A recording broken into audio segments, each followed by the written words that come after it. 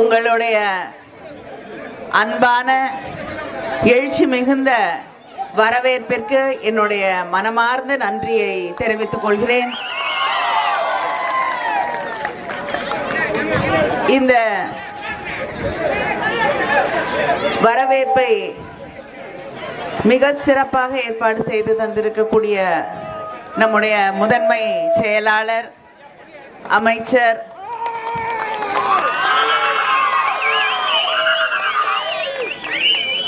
தொடர்ந்து தலைவர் கலைஞர் அவர்களுடைய அன்பை பாராட்டை பெற்றிருக்கக்கூடிய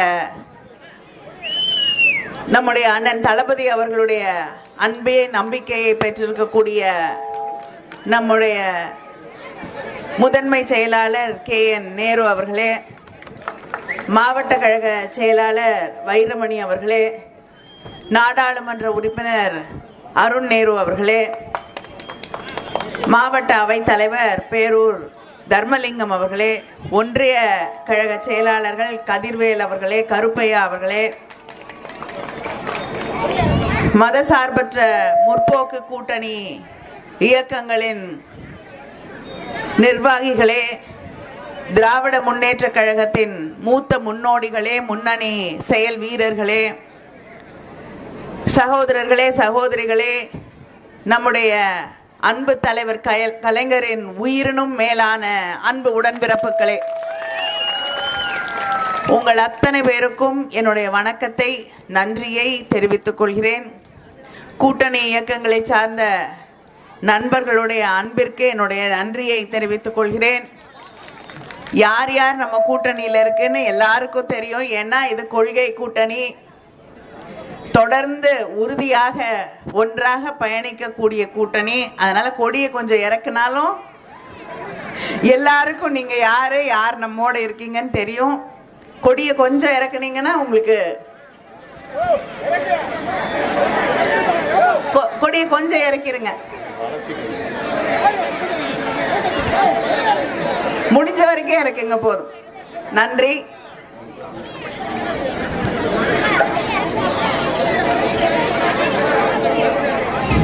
இந்த ஸ்ரீரங்கம் தொகுதியிலே நம்முடைய முதலமைச்சர் அண்ணன் தளபதி அவர்களும் நம்முடைய முதன்மை செயலாளர் அவர்களும் தேர்ந்தெடுத்து உங்கள் கைகளிலே ஒப்படைத்திருக்கக்கூடிய வேட்பாளர் துரைராஜ் அவர்களுக்கு உதயசூரியன் சின்னத்திலே வாக்களித்து அவரை வெற்றி பெற செய்ய வேண்டும் என்று உங்களையெல்லாம் வேண்டி கேட்டுக்கொள்கிறேன். உங்களுடைய அன்பான பொன்னான வாக்குகளை உதயசூரியன் சின்னத்திலே அளித்து நம்முடைய வேட்பாளரை வெற்றி பெற செய்ய வேண்டும் என்று உங்களையெல்லாம் வேண்டி கேட்டுக்கொள்கிறேன். நாங்கள் உங்களை தேடி வந்து வாக்கு கேட்கும் போது கொடுத்த வாக்குறுதியெல்லாம் நிறைவேற்றிட்டு வந்திருக்கோம் அப்படிங்கிற உரிமையோடு வந்து உங்ககிட்ட ஓட்டு கேட்குறோம். சரியா? முதலமைச்சர் தேர்தல் நேரத்தில் 21ல் இங்கே நிறைய சகோதரிகள் வந்திருக்கீங்க. உங்ககிட்ட எல்லாம் 1000 ரூபாய் மகளிர் உரிமை தொகை வழங்குகிறேன் என்று அறிவித்தார்கள். சொன்னதை செய்து தந்திருக்கக்கூடிய முதலமைச்சர் முத்துவேல் கருணாநிதி ஸ்டாலின். அந்த உரிமையோடு வந்து இன்னைக்கு 1,31,00,000 சகோதரிகள் தமிழ்நாடு முழுவதும் மகளிர் உரிமை தொகையை பெற்றுக்கொண்டிருக்கிறார்கள். ஆட்சி தேர்தல் முடிந்து மறுபடியும் திராவிட முன்னேற்ற கழக ஆட்சி வரும். வந்த உடனே எவ்வளவு மகளிர் உரிமை தொகை? 2000 ரூபாய் மகளிர் உரிமை தொகை உயர்த்தி வழங்கப்படும்.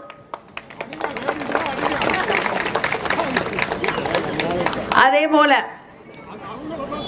நம்முடைய ஆட்சியிலே கல்லூரிக்கு போய் படிக்கக்கூடிய இளைஞர்களுக்கு, இளம்பெண்களுக்கு புதுமை பெண் திட்டத்தின் வழியாக, அதே போல தமிழ் புதல்வர்கள் என்ற அந்த திட்டத்தின் வழியாக மாதம் 1000 ரூபாய் வழங்கப்பட்டது. மறுபடியும் ஆட்சிக்கு வரும்போது அது 1500 ரூபாயாக உயர்த்தி வழங்கப்படும். அதே போல படிச்சு முடிச்ச பிள்ளைங்க வேலை தேடுவாங்க. அடுத்து படிச்சு முடிச்ச அடுத்த நாள் வேலை கிடைக்கிறது இல்லை. ஒரு 6 மாதம் ஆகும். 6 மாதம் அந்த பிள்ளைங்க கஷ்டப்படக்கூடாது, மன சோர்வடைந்து விடக்கூடாது என்பதற்காக 6 மாதத்திற்கு அவர்களுக்கு நான் முதல்வன் திட்டத்தின் வழியாக தன்னுடைய திறமைகளை வளர்த்து கொள்வதற்கு வாய்ப்பையும் உருவாக்கி, அதே நேரத்திலே அவங்க இன்டர்வியூக்கு போனோம். வேற எதுக்காவது செலவிற்கு பயன்படுத்த வேண்டும் என்றால் அவர்களுக்கு படித்து முடித்து 6 மாதங்களுக்கு 1500 ரூபாய் வழங்குவேன் என்று உறுதி தந்திருக்கக்கூடிய முதலமைச்சர் நம்முடைய முதலமைச்சர் அண்ணன் தளபதி அவர்கள். விவசாயிகளுக்கு முதல்ல கட்டணமில்லா மின்சாரம், இலவச மின்சாரம் விவசாயிகளுக்கு கொண்டு வந்தது தலைவர் கலைஞர் அவர்கள். இப்பொழுது புதிய பம்பு செட்டுகள், எந்தவித மின் மீட்டரும் பொருத்தப்படாத பம்பு செட்டுகள் 20 லட்சம் விவசாயிகளுக்கு மேல் வழங்கப்படும் என்று நம்முடைய முதலமைச்சர் அண்ணன் தளபதி அவர்கள் அறிவித்திருக்கிறார்கள். இப்படி அடுக்கிட்டே போலாம். விவசாயிகளுக்காக பால் விலை கொள்முதல் செய்யும் போது, உங்ககிட்ட இருந்து பால் வாங்கும் போது இனிமேல் லிட்டருக்கு 5 ரூபாய் அதிகமாக அரசாங்கம் தந்து வாங்குவோம் என்று அறிவித்திருக்கிறார்கள். அது மட்டும் இல்லை, 24 மணி நேரமும் நிறைய பகுதிகளில் மாடு வளர்ப்போர், ஆடுகள் வளர்ப்போர் கேட்க வைத்திருக்கக்கூடிய கோரிக்கை, நம்ம அமைச்சர் கூட இருக்காரு, அவரும் ஆர்வமாக மாடு வளர்க்கக்கூடியவர் தான். 24 மணி நேரமும் கால்நடை மருத்துவமனை இயங்க வேண்டும் என்று பல முறை நீங்கள் கோரிக்கை வைத்திருக்கிறீர்கள். அதை நிறைவேற்றி தருகிறேன் என்று நம்முடைய முதலமைச்சர் இந்த தேர்தல் அறிக்கையிலே அறிவித்திருக்கிறார்கள். இப்படி அதைவிட முக்கியம், நம்முடைய தேர்தல் அறிக்கையிலே மற்றவங்கெல்லாம் சொல்லியிருக்காங்க ஃப்ரிட்ஜு கொடுக்குறேன்னு. நியாயமாக அந்த கூட்டணியில் வாஷிங் மெஷின் தான் கொடுக்கணும்.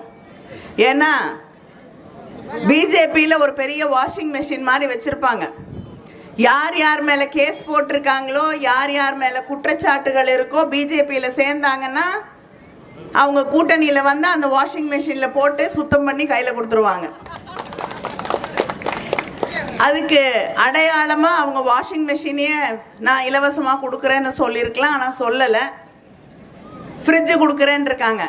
உங்கள் வீட்டில் ஃப்ரிட்ஜ் இருந்தால் இன்னொரு ஃப்ரிட்ஜை வச்சுக்கிட்டு என்ன செய்வீங்க? பயனில்லை. அதனால்தான் நம்முடைய முதலமைச்சர் அவர்கள் அறிவித்திருக்கிறார்கள், நான் கூப்பன் கொடுக்குறேன், 8000 ரூபாய்க்கு கூப்பன் கொடுக்குறேன். உங்களுக்கு என்ன தேவையோ அதை வாங்கிக் கொள்ளுங்கள் என்று அறிவித்திருக்கிறார்கள். உங்களுக்கு ஃப்ரிட்ஜ் வேணும்னா ஃப்ரிட்ஜ் வாங்கலாம், வாஷிங் மிஷின் வாங்கணும்னா வாங்கலாம், கிரைண்டர் வாங்கணும்னா வாங்கலாம். இருக்கிற டிவி பழசா போச்சு, பெருசாக வேணும். தலைவர் கலைஞர் கொடுத்த டிவி இன்னும் ஓடுது இல்லை?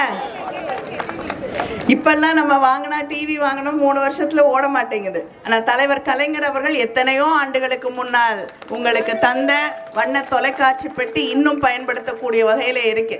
அதனால் டிவி இன்னும் புது டிவி வேணுமா, அந்த 8000 ரூபாய்க்கு மேலே கொடுத்து பெரிய டிவியை வாங்கிக்கலாம். அதனால் உங்களுக்கு என்ன தேவையோ தேர்ந்தெடுத்து வாங்கி கொள்ளுங்கள், சாய்ஸ் இஸ் யோர்ஸ் என்று 8000 ரூபாய்க்கான கூப்பனை வழங்குகிறேன் என்று நம்முடைய முதலமைச்சர் அவர்கள் தெரிவித்திருக்கிறார்கள். எடப்பாடி பழனிசாமி 1000 ரூபாய் மகளிர் உரிமை தொகை தருகிறேன் என்று சொன்னபோது பண்ணவே முடியாது, கொடுக்கவே முடியாது, சும்மா போய் சொல்கிறாங்கன்னாரு. கொடுக்க ஆரம்பித்த பிறகு நாங்கள் அடுத்த முறை ஆட்சிக்கு வந்தால் 2000 ரூபாவா கொடுக்குறோங்கிறாரு. அதுவும் எப்போ? முதலமைச்சர் நான் 2000 ரூபாய் கொடுக்குறேன்னு சொன்னப்புறம். இதே போல் ஒவ்வொரு திட்டத்தையும் செய்ய முடியாதுன்னு சொல்லுவாங்க, அதுக்கப்புறம் நம்மளை பார்த்து காப்பி அடிப்பாங்க. ஆனால் அவர் தேர்தல் அறிக்கையில் கொடுத்த எதையாவது நிறைவேற்றிருக்காரா அப்படின்னு பார்த்தோன்னா எதையும் நிறைவேற்றினது கிடையாது. ஏன்னா அவங்க தேர்தல் அறிக்கையை யாரும் படிக்கிறதே கிடையாது இல்லையா? 2016 அதிமுக தேர்தல் அறிக்கையில் 27வது பக்கத்தில் 31வது வாக்குறுதி என்ன மறந்திருப்பீங்க இல்லையா? அனைத்து குடும்ப அட்டைதாரர்களுக்கும் கைபேசி விலையின்றி வழங்கப்படும். செல்போன் ஞாபகம் இருக்கா? யாருக்காவது யாராவது செல்போன் வாங்குனீங்களா? யாருக்காவது கிடைச்சதா? கிடைக்கல. செல்போன் கொடுக்குறேன்னாரு, கொடுத்தாங்களா? யாரும் வாங்கல. அவங்களும் மறந்துட்டாங்க, நம்மளும் மறந்துட்டோம்.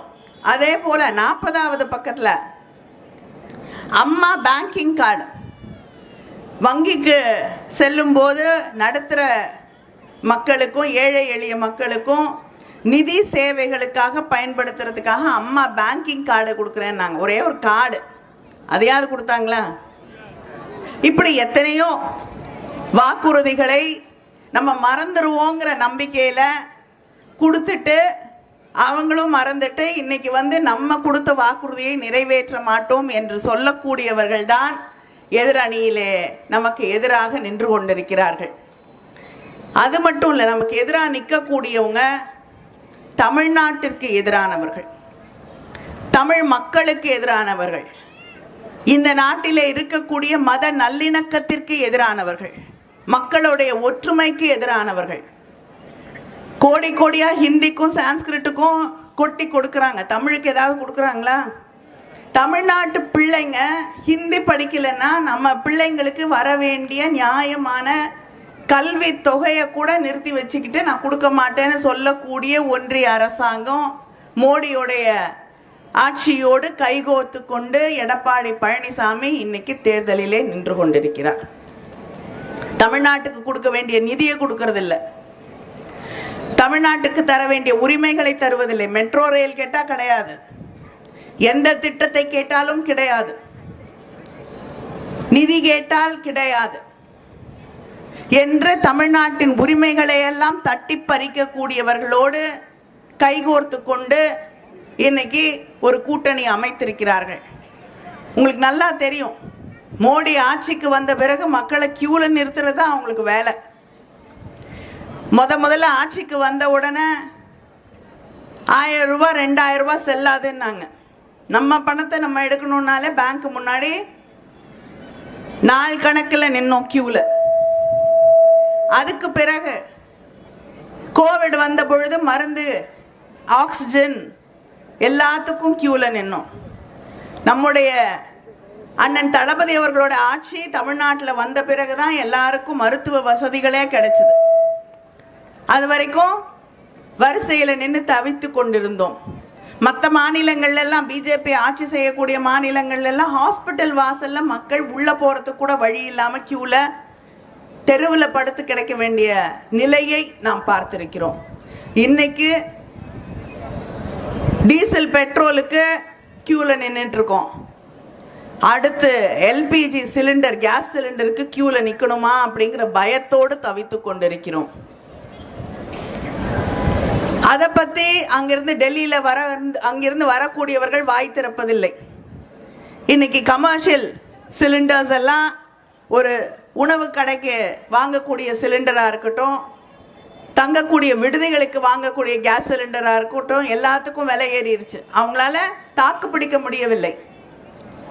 Make in India, make in இண்டியான்னு அடிக்கடி மோடி சொல்லுவார். ஆனால் இந்த எல்பிஜி சிலிண்டருக்கு மேக் இன் இண்டியாங்கிறதே இல்லை. எல்லாமே வெளிநாட்டிலேருந்து கொண்டு வந்து இன்னைக்கு இவ்வளவு பெரிய ஒரு போர் நடக்கக்கூடிய சூழ்நிலையிலே நமக்கு இன்னும் எத்தனை நாள் கேஸ் கிடைக்கும் கிடைக்காதுன்னு தெரியாத ஒரு சூழ்நிலையிலே தவித்து கொண்டு இருக்கக்கூடிய ஒரு நிலை. ஆனால் இதுக்கெல்லாம் கேள்வி கேட்கறதுக்கு யாரும் தயாராக இல்லை. இதை கேள்வி கேட்டு எங்கள் மக்களுக்கு நியாயம் கிடைக்க வேண்டும் என்று சொல்லக்கூடிய ஒரே முதலமைச்சர் நம்முடைய முத்துவேல் கருணாநிதி ஸ்டாலின். அதனால மக்களுக்கான போராட்டங்களை தொடர்ந்து முன்னெடுக்கக்கூடிய இயக்கம் திராவிட முன்னேற்றக் கழகம். மக்களுக்காக, அவர்களுடைய எதிர்காலத்திற்காக அக்கறையோடு பணியாற்றக்கூடிய இயக்கம் திராவிட முன்னேற்றக் கழகம். இந்த ஸ்ரீரங்கம் அடிக்கடி சொல்லுவாங்க, எதிரணியில் இருக்கக்கூடியவர்கள் நம்மளை பார்த்து சொல்லுவாங்க, திமுக ஆட்சிக்கு வந்ததுன்னா பெரும்பான்மை மக்களுக்கு, இந்துக்களுக்கு, கோயிலுக்கு எல்லாருக்கும் எதிரானவர்கள் என்று. நான் கேட்குறேன், வேற எந்த ஆட்சியிலேயாவது 4000 கோயிலுக்கு குடமுழக்கு செஞ்சிருக்காங்களா? திராவிட முன்னேற்ற கழக ஆட்சியிலே 4000 கோயிலுக்கு குடமுழக்கு செய்யப்பட்டிருக்கிறது. 7500 கோயில் நிலங்கள், 7500 ஏக்கர் கோயில் நிலங்கள் மீட்கப்பட்டிருக்கிறது. இது பெரும்பான்மை மக்களுக்கு எதிரானதா? இது கோயிலுக்கு எதிரானதா? கோயிலை பாதுகாக்கிறேன்னு நீங்க கோயிலெல்லாம் பயன்படுத்தி மத கலவரத்தை உருவாக்கி கொண்டிருக்கிறீர்கள். நாங்கள் உண்மையிலேயே மக்களுடைய நம்பிக்கையை மதிக்கக்கூடியவர்கள், அதை பாதுகாக்கக்கூடியவர்கள். அது எந்த மதமாக இருந்தாலும் மக்களை பாதுகாக்கக்கூடிய இயக்கம் திராவிட முன்னேற்ற கழகம். அவங்க யாரையும் பாதுகாக்க மாட்டாங்க. ஏன்னா அந்த கூட்டணி சுயநலமான கூட்டணி, தனக்கான உருவாக்கி கொண்ட கூட்டணி என்பதை நாம் புரிந்து கொள்ள வேண்டும். இந்த பகுதியில், ஸ்ரீரங்கம் பகுதியிலே நகர்ப்புற பேருந்து நிலையம் 11 கோடி மதிப்பீட்டில் அமைக்கப்பட்டுள்ளது. அந்தநல்லூர் மற்றும் மணிகண்டம் ஒன்றியங்களிலே ஊரக குடியிருப்பு திட்டத்தில் 119 கோடி ரூபாய் செலவீட்டில் குடிநீர் இணைப்பு வசதிகள் ஏற்படுத்தி கொடுக்கப்பட்டிருக்கிறது. கண்ணுனையான் பட்டியில் சிப்காட் தொழில்பேட்டை அமைக்கப்பட்டுள்ளது. பெரியப்பட்டி ஊராட்சியில் மாமுண்டி ஆற்றின் குறுக்கே 4 கோடி ரூபாய் மதிப்பீட்டில் உயர்மட்ட பாலம் கட்டப்பட்டுள்ளது. கட்டியிருக்காங்களா? 106 கோடி செலவில் போக்குவரத்து நெரிசலை கட்டுப்படுத்துவதற்கு காவிரி ஆற்றின் குறுக்கே மேம்பாலம் அமைக்கப்பட்டு வருகிறது. சேதுராப்பட்டி ஊராட்சியில் 8 கோடி மதிப்பீட்டில் 100 மாணவிகள் தங்கக்கூடிய விடுதி அமைக்கப்பட்டுள்ளது. ஸ்ரீரங்கம் அரசு கலைக்கல்லூரி 4.50 கோடி ரூபாய் செலவில் புதிய வகுப்பறைகள் கட்டப்பட்டுள்ளது. கொள்ளிடக்கரையிலே 42 லட்சம் ரூபாய் மதிப்பீட்டில் கால்நடை மருத்துவமனை அமைக்கப்பட்டுள்ளது. மற்றும் மணிகண்டம் ஒன்றியத்தில் 42 லட்சம் ரூபாய் மதிப்பீட்டில் ஒன்றிய அலுவலக பின்புறமாக கால்நடை மருத்துவமனை அமைக்கப்பட்டுள்ளது. இப்படி இத்தனை சாதனைகளையும் செய்துவிட்டுத்தான் உங்களை சந்தித்து வாக்கு கேட்க வந்திருக்கிறோம்.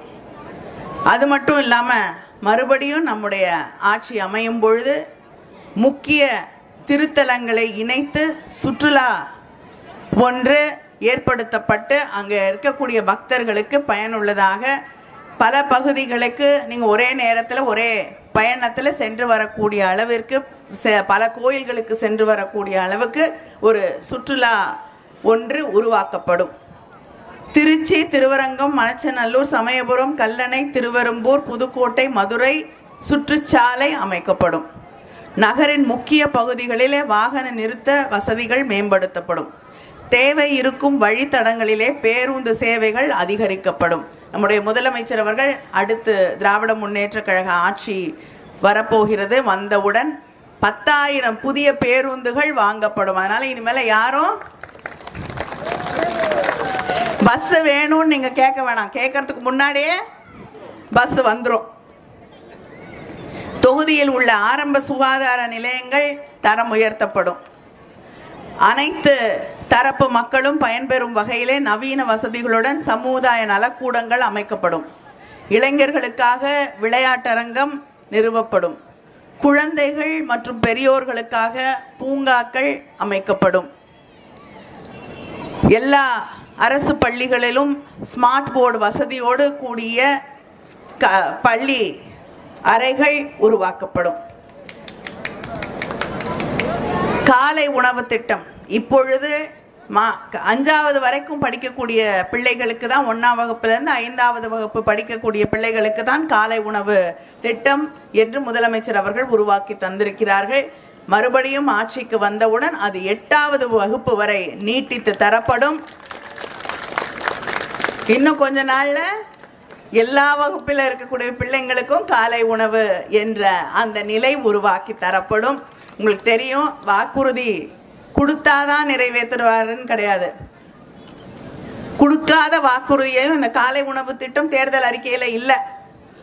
ஆனாலும் அந்த திட்டத்தை உருவாக்கி அதை நிறைவேற்றி தந்து இன்னைக்கு அதையும் நீட்டித்து தருகிறேன் என்று சொல்லி இருக்கக்கூடிய ஆட்சி திராவிட மாடல் ஆட்சி.